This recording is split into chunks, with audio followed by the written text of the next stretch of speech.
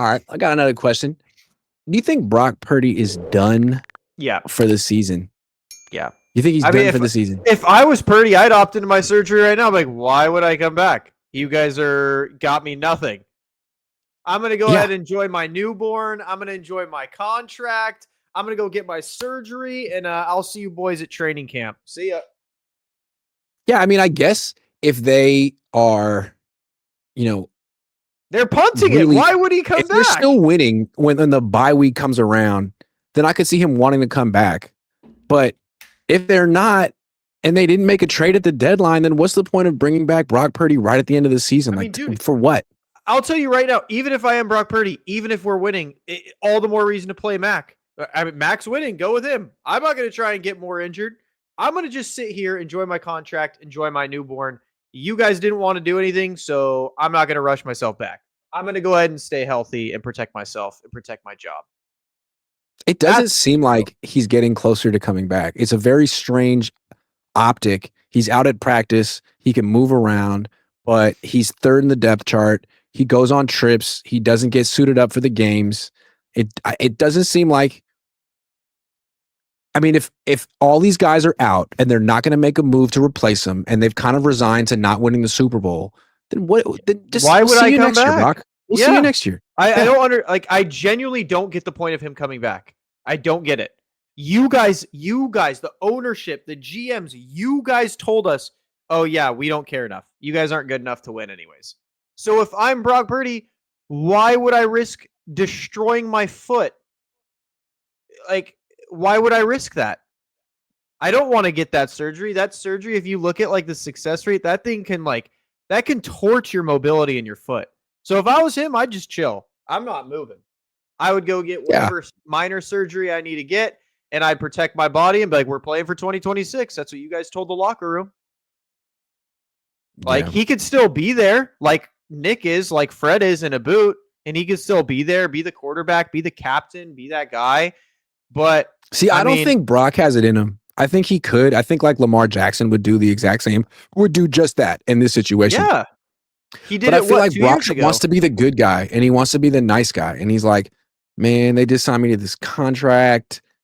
Okay, I'll go to practice. I'll try, but I'm not going to jeopardize my career. He should just have the surgery if he needs it.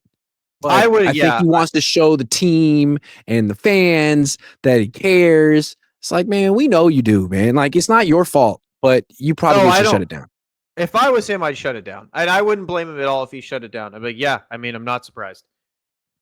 He seems like he's made zero progress. He's doing the same things, the same drills, same limited, same, like, I mean, you're there. Does he look any better than he did 2 weeks ago? He looks fine, though. You know what I mean? Like, I watch him run around like he does all the drills. He could throw the football. He's not missing high. I'm sure in an actual football game it would look different but just from like what you can see on a practice field, he looks just like he looked right before they cleared him for the freaking Jaguars game, if not better. Maybe it feels worse to him, but just from what I can see, he looks the same. So it just seems like maybe he feels, what's the point? Maybe they feel, what's the point? And then there's another player that's kind of in the same boat, Ricky Pearsall. He's not going out there and practicing. I still feel like that's kind of a performance from Brock Purdy. Like, hey, let's not have people talking about where the $53 million man is. He's right here. But Ricky's different. He's not practicing. It doesn't look like he's coming back anytime soon. I mean, are they feeling like, you know what? We're playing for 2026. We'll see you next year. Here's my other thing, right? Like, talking about Ricky, dude, that's another reason you had to make a trade. We can't attack all of our needs in the draft. Our safeties are the worst coverage safeties in the NFL. The worst, period. We need that. We need defensive line depth. We need offensive line, and we need receivers. Ricky can't stay on the field. Like, this is a problem. This is a big issue. Is it possible the Niners have been tanking the whole season, and but their coaches are just so good? No, Eddie Pinheiro is so good. Their coaching is so good. He can't miss a field goal. If he had missed like a couple of these in certain, they could be 4-5 right now. but they have this insane madman at kicker who is the turd in the punch bowl. Eddie, we're tanking.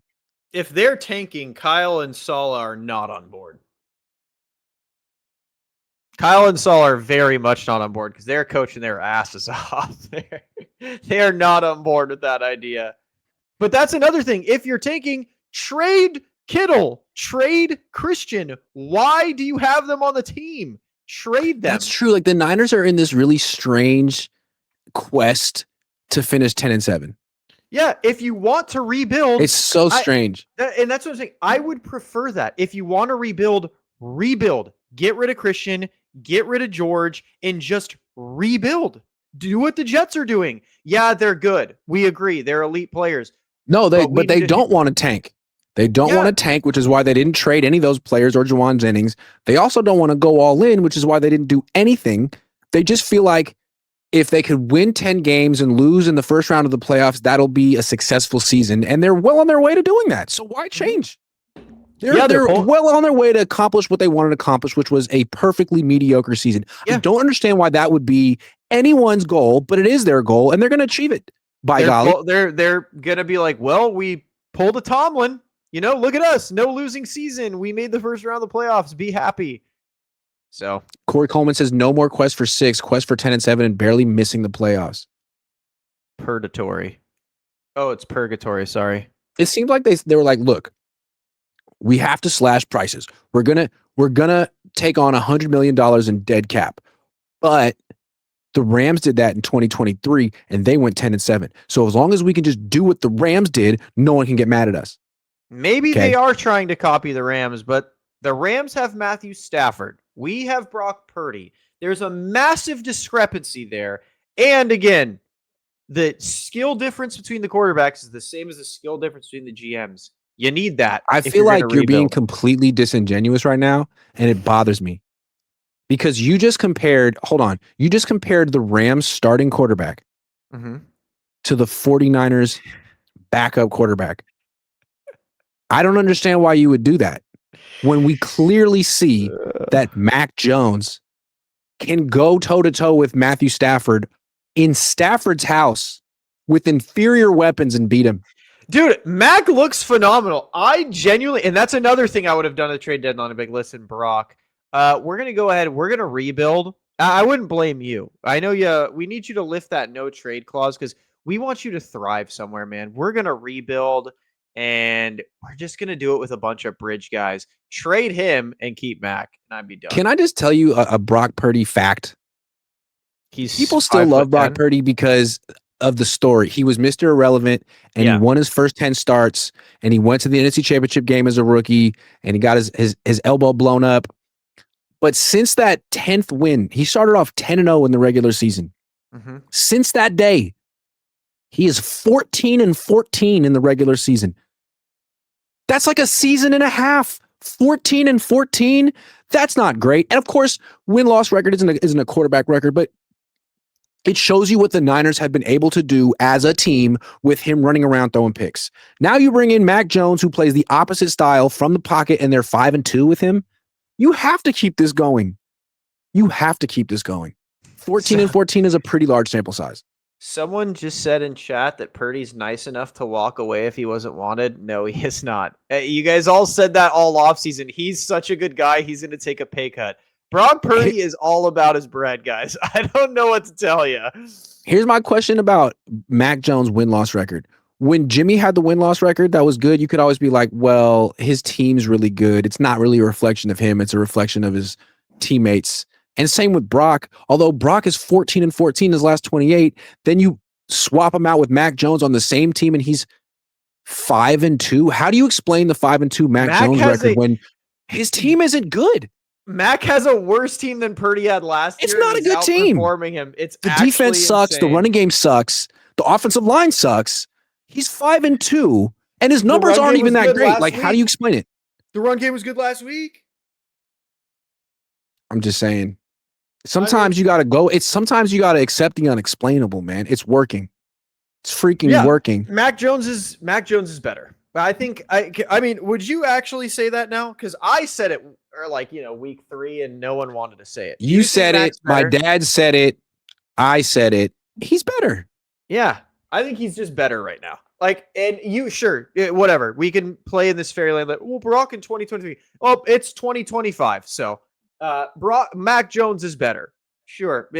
Brock Purdy could be better in 2023. For the last, this year, Mac Jones is a better player. And he's probably going to continue being a better player.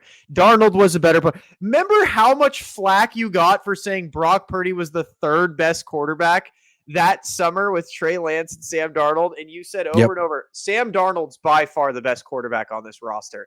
A ton of people in the media were saying it and getting flack for it. And well, I didn't say that, but I did say this offseason that the Niners should sign Sam Darnold for $30 million instead of signing Brock for 53. And a lot of people thought that was like trolling. And it wasn't. I think that we've seen that upper echelon market for quarterbacks is dangerous because unless you really have a Hall of Famer, you're going to hate that contract probably immediately. Whereas that middle ground, $30 to $35 million a year is a great price for a good quarterback. It's not a great price for Geno Smith, but it's a great price for Sam Darnold.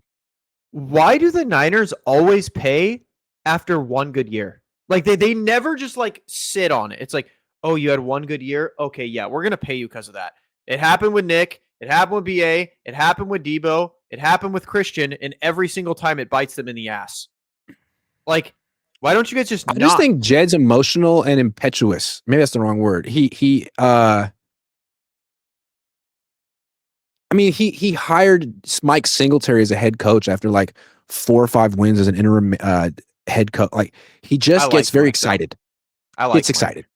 Well, who doesn't? Shady Luke says Howie is the best, but I'll tell you one thing as a Birds fan, love that. Howie started drafting SEC players, and since then, Devontae Smith and the Eagles, Howie's drafts have improved drastically.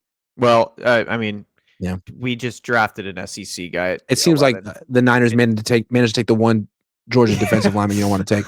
Ezio Sanchez says, first live tuning in this season. Haven't had time. What's up, Ezio? I'll tune in again if I have time. Don't see myself having time, though. So taking it week to week, there's a chance I'll tune in again. Okay. That's kind of like Brock Purdy's injury status. Mike Henry says, Purdy, Ayuk, Pearsall, who comes back first? Again, I honestly think it's Ayuk because I think they're going to want to move him. I think they want Ayuk to have a couple. I'm going to say, I'm going to say none of them come back this year. I think Ayuk is going to come back for the last couple games so that he can look really good and they can trade him in the offseason. I don't think Ayuk will be on the 49ers in 2020. I don't think Ayuk wants to play. I don't think Ayuk wants to play for the 49ers. So there you go. John Trisari says, Tyler, I still not agree with your takes that I would trade Trent, CMC, or Kittle. No, why? Do you trust the Niners with draft capital? Probably not. I don't, but I don't trust them. I trust them more with money, and we need to get that money back. John says, Grant, also in a strange way, not making a move may show confidence in players you currently have. Is that smart? No, but no one thought they'd be 6-3. Well, the players and the people in the building disagree that showed confidence. I see what you mean. Like we have enough, but it's so obvious that they don't after losing all those players on defense. Cosmo says Lynch is not a GM and Kyle Shanahan is an OC with a head coaching title. Michael Mock says Max got pedigree. Being a first-round pick isn't anything to shake a stick at. What does that even mean? I don't know, but my dad says it